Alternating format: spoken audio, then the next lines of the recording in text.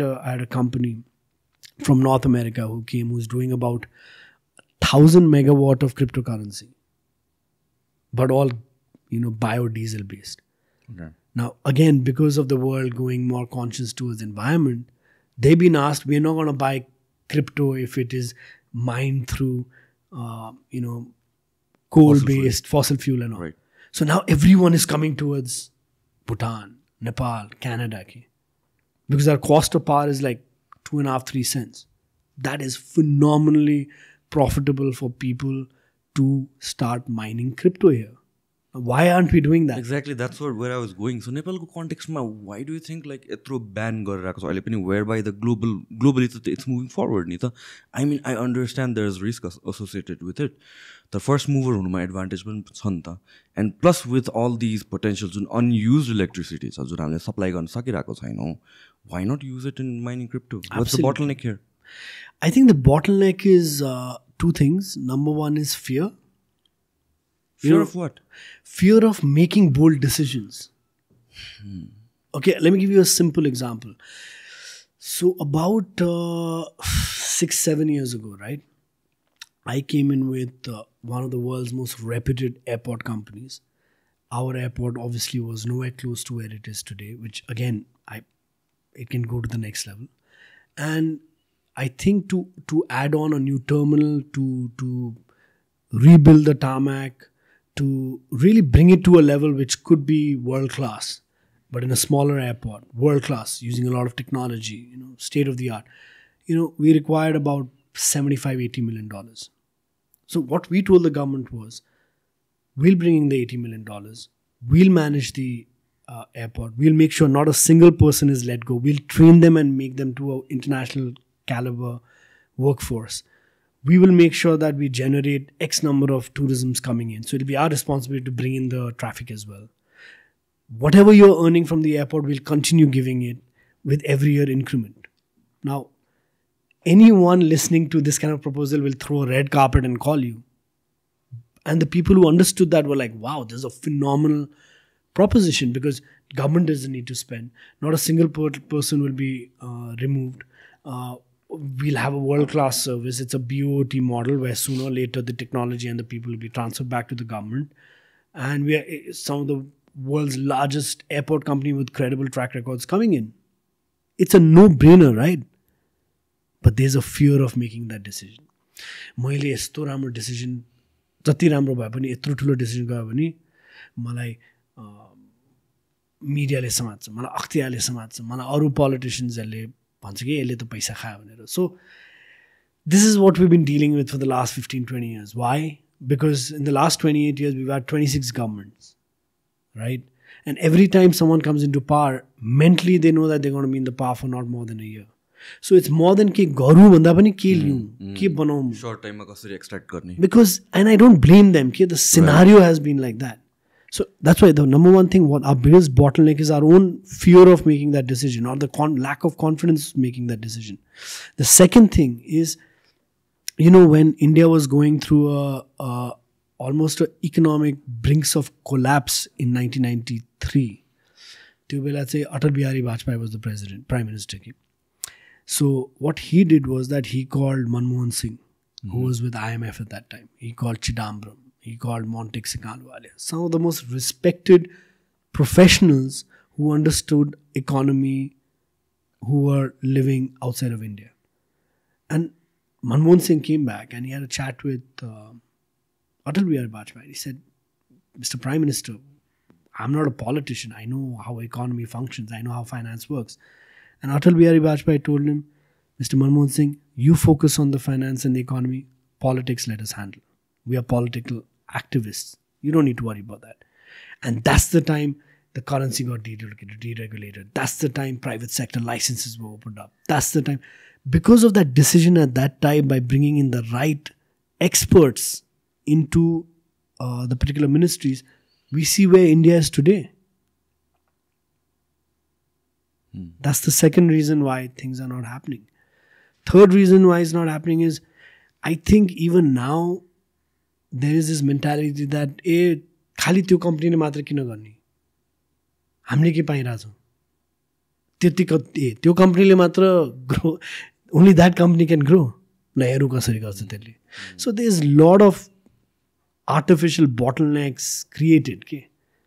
Not forgetting that by the fact that, I'll give you a simple example. Who are the largest taxpayer of the country? Business houses. Who is? You guys, I know. How much do you think we contribute to the overall tax of the country? Percentage. 20 something. 2% of the total tax is contributed by one company. It's nowhere heard of in the world. Okay? Right? Now people are not realizing as a company, the economic impact, the economic contribution a company makes. Jaile pani that mindset is changing, but the people are still, if you're going to a government function, business people, business house bhaneke choreru ho, criminalहरू ho, that's the kind of mindset they need to change from. Okay? Where do you think this is coming from? Is this like influence of Bollywood movies, or that the rich guy is always portrayed bad? If you look at the West, rich and successful people are appreciated and looked after as a role model. So why do you think yaha chai euta narrative cha ki, like if somebody is owning a business, forget about being rich at your scale, if somebody owns a business, kind of narrative कहाँबाट आउँछ? So they are, I'm not going to say an entire business community, everyone is the दूध का दूल्हा, त छैन है. I would say they are a small percentage who are sort of try to take advantage of certain things and get into wrong way, but because of those certain handful of people, एउटा generalized गरेर business community is tarnished. Like there was an example during COVID time of someone selling these medical guns going, and fine, in his own capacity he must have done something wrong, right? But the entire business community was saying, hey, यसले गर्दा सबैजना पनि चोर हो type के. So I think we need to get away from that के भन्छ, using these one or two examples, generalizing things. You cannot generalize such things. India ma pani, to give an example, you have the Tatas, you have the Ambanis, you have the Adanis, all of that. But you also have now what people say, you have people like Nirav Modi, Malia, this and that, who, but you can't give that example and tarnish the image of the 99% of the people. Because at the end of the day, it's the economy that makes a country work. And that's what was Obama's campaign as well. So I guess that's one of the reasons. Second thing, like I mentioned to you, it's you need to have the right person in the right place, even at the government level. You need, and there are few. Today whenever I'm going to various ministries or meeting various government stakeholders, just off late, last 6 months to 1 year, I'm meeting with a lot of people who are in the 40s and who are already in the Sachiv level. And that makes me so goddamn happy. I'm like, wow, these are people who understand, who've got the narrative of the world, who've got the good exposure, who are genuinely wanting to make a difference. So I guess it's a process where sooner or later that'll happen. It's a process where sooner or later there will be stability in the government and the right people will come in to lead the government and the different ministries and the different, because it all starts out from the leadership game. And I'm pretty confident it'll happen. मलाई त साँच्चै भन्दा त्यो Bollywood मुभीले नै गरे जस्तो लाग्छ यो this thing about generalizing. Look at Bangladesh. Bangladesh, one of the world's fastest growing economies, correct? 1/3 of the entire parliament is people from business. That's how it should be, actually. So but they're also watching Bollywood movies, right? But there's a narrative of the leadership saying, if we have to fix the economy, we need the economic stakeholders to be part of the decision. Yeah, exactly. Right. So the narrative and the mindset needs to change. I'm not saying it's not happening. It's happening. It's happening slowly, but we cannot afford to go 2 steps forward and 3 steps back. We need to gradually move forward, step by step.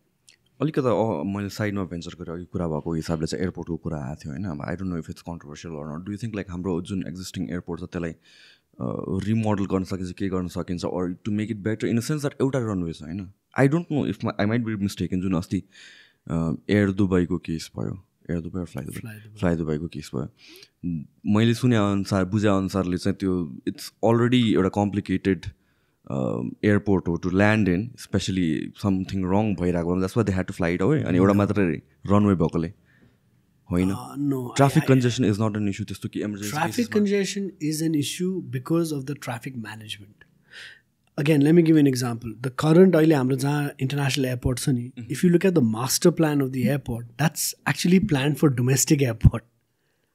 कताको भन्नुभयो तपाईँले त्रिभुवन होइन Is actually it's master plan ma, it's actually supposed to be a domestic airport. Yeah. Okay. Our international airport is supposed to be built where the अहिले त्यो golf courseहरू बनाइरहेको छ नि. Okay. That's supposed to be the international airport. Okay? Right? Now when we were discussing and putting a proposal, I think Tubela, if I'm not mistaken, there was a narrative that hamro airport ma ta we can only bring in 1.5 or 2 million passengers ko capacity sir. When we made just certain tweaks and processes and halka infrastructure, we said that we can easily bring that number up to 5-6 million passengers. Current infrastructure ma alikita tweak गरेर नयाँ terminal बनाएर हैन we can bring that up. So do you need another Nijgarh? Not today.